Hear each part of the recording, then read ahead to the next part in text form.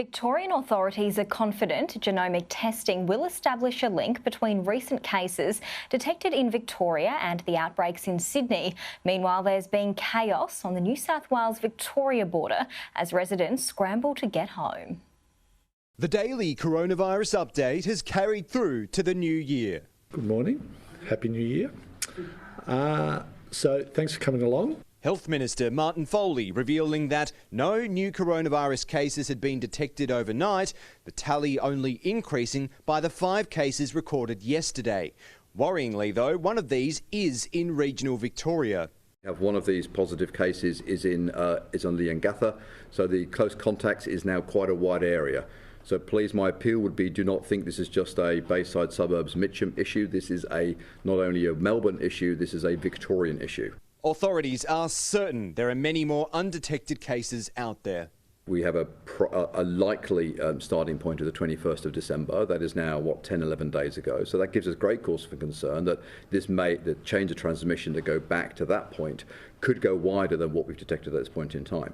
3 potential links to New South Wales are still being investigated, although the primary link, a returned traveller who dined at the same restaurant as 2 of the other positive cases, has since tested negative. That will determine whether they have already cleared their infection and stopped shedding the virus, whether they previously had the infection or whether they've been negative all the way through. Meanwhile, 2 further cases have been recorded from 2 people travelling to New South Wales from Victoria. Sky News understands they're close contacts of a positive case from the Smile Buffalo Thai restaurant who were already en route to New South Wales when they found out and got tested. They turned back to Victoria, making 2 stops before crossing the border at the Great Southern Hotel in Eden and Burmese Cafe in Bermagui. Genomic testing is underway to see if the strain in Victoria has come from New South Wales.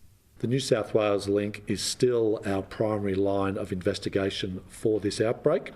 We expect genomic testing to come through very shortly and to assist us in confirming the lines of inquiry. Around 200 Victorians have already been identified as primary contacts of positive cases and placed into isolation. That number is expected to swell by the hundreds as secondary contacts are identified as well.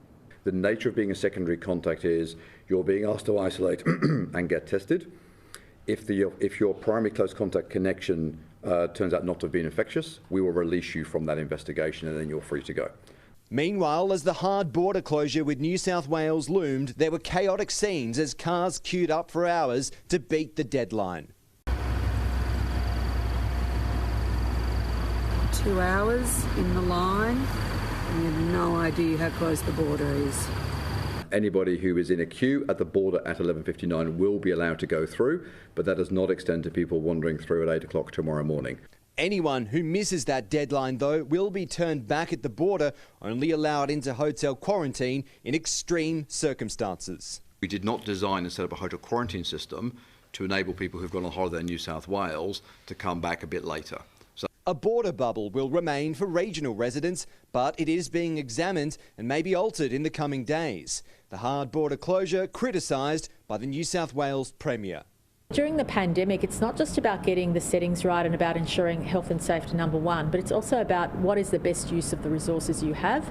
I don't think at this stage closing the border between New South Wales and Victoria is a good use of resources. And we do not think it's right or fair for the Victorian community that we continue to import high-risk individuals. Victoria about to be in the bizarre situation of allowing international return travellers while turning away Victorians that are stranded interstate.